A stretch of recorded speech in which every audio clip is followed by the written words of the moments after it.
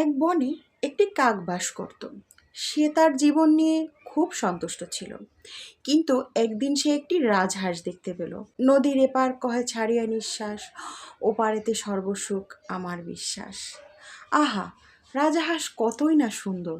কাকটি ভাবল, নিশ্চয়ই সে এই পৃথিবীর সবচেয়ে সুখী পাখি। কাক তার এই ভাবনার কথা রাজহাঁসকে জানালো। রাজহাঁস জবাব দিল, আমি ভাবতাম আমি বুঝি এখানকার সবচেয়ে সুখী পাখি, যতক্ষণ না আমি একটি টিয়াকে দেখলাম, যার গায়ে দু ধরনের রং আছে। তাই আমি এখন মনে করি টিয়াই হলো সৃষ্টির মাঝে সবচেয়ে সুখী পাখি। এরপর কাক গেল টিয়ার কাছে। টিয়া তাকে বলল, আমি ছিলাম খুব খুব সুখী, যতক্ষণ না আমি ময়ূরকে দেখতে পেলাম। আমার গায়ে তো মাত্র দুটি রং, ময়ূরের কত বর্ণেরই না সমাহার। কাক এরপর চিড়িয়াখানায় গেল ময়ূরের সাথে দেখা করতে। সেখানে সে দেখতে পেল ময়ূরকে দেখতে শত শত মানুষ ভিড় জমিয়েছে। সবাই চলে যাওয়ার পরে কাক ময়ূরের কাছে গেল আর জানতে চাইল, ও ময়ূর, তুমি দেখতে তো কতই সুন্দর, তোমাকে দেখতে প্রতিদিন হাজার হাজার মানুষ ভিড় জমায়, আর আমি দেখো না, আমাকে দেখলেই মানুষ দূর দূর করে তাড়িয়ে দেয়। তুমি নিশ্চয় জগতের সবচেয়ে সুখী পাখি। ময়ূর জবাব দিল, আমিও ভাবতাম আমি বোধহয় এই পৃথিবীর সবচেয়ে সুন্দর ও সুখী পাখি, কিন্তু আজ এই সৌন্দর্যের কারণে আমায় খাঁচায় বন্দি করে রাখা হয়েছে। এই চিড়িয়াখানা খুব ভালোভাবে পর্যবেক্ষণ করেছি আর বুঝতে পেরেছি কাকই হচ্ছে একমাত্র পাখি যাকে কখনোই খাঁচায় বন্দি করা হয় না। তাই গত কদিন যাবৎ আমি ভাবছি, ইস, আমি যদি কাক হতাম তাহলে যেখানে খুশি ঘুরে বেড়াতে পারতাম। গল্পটি থেকে একটি শিক্ষা, তুলনা করার অভ্যাস অবশ্যই বর্জনীয়। অহেতুক অন্যদের সাথে নিজেদের তুলনা করবেন না, এতে সুখ নষ্ট হয়, কেবল দুঃখই বাড়ে। এক লোক একটি হাতির পাশ দিয়ে হেঁটে যাচ্ছিল। হঠাৎ তিনি থমকে গেলেন। একটি বিষয় হঠাৎ তার মনে খটকা তৈরি হলো। তিনি দেখলেন এত বড় প্রাণী শুধুমাত্র সামনের পায়ে ছোট্ট একটি দড়ি দিয়ে বাঁধা ছিল।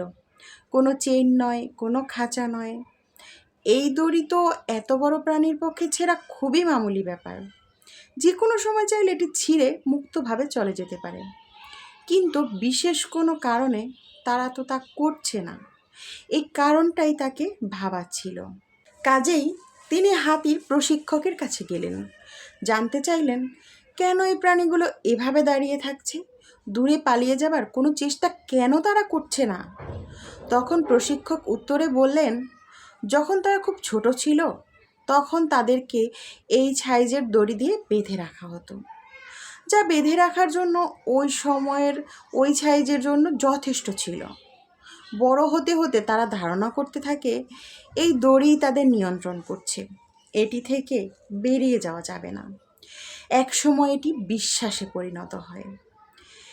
যেমন এখন তাদের সাইজ দড়ির চেয়ে বহুগুণ হলেও তাদের বিশ্বাস কিন্তু এই যে এই দড়ি এখনও তাদের ধারণ করতে পারে, তাই তারা তা ছিঁড়ে বাইরে যাওয়ার কোনো চেষ্টাই করে না। লোকটি খুব অবাক হয়েছিল।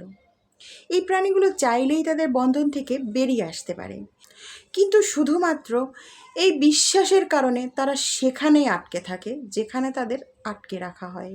হাতির মতো অনেকেই বিশ্বাস করে বসে আছেন যে জীবনে কিচ্ছু করতে পারবো না, শুধুমাত্র জীবনে কোনো এক সময় ব্যর্থ হয়েছিলেন এই কারণে। এখান থেকে বের হয়ে আসতে হবে। আপনি যদি এটা বিশ্বাস করেন যে আপনি কিছু করতে পারবেন, তাইলে সেই বিশ্বাসই আপনাকে অনেক দূরে নিয়ে যাবে। ব্যর্থতা হলো শিক্ষার একটি অংশ। জীবন সংগ্রামে কখনো হাল ছেড়ে দেওয়া উচিত নয়। এই বিশ্বাসই আপনাকে সফলতার দ্বার প্রান্তে নিয়ে যাবে। ভিডিওটি যদি ভালো লাগে, অনুরোধ থাকলো একটি লাইক, কমেন্ট ও বন্ধুদের সাথে শেয়ার করে দেওয়ার জন্য। আর সাবস্ক্রাইব করে পাশে থাকা বেল আইকনটি প্রেস করে রাখুন। ভালো থাকুন, সুস্থ থাকুন সবাই।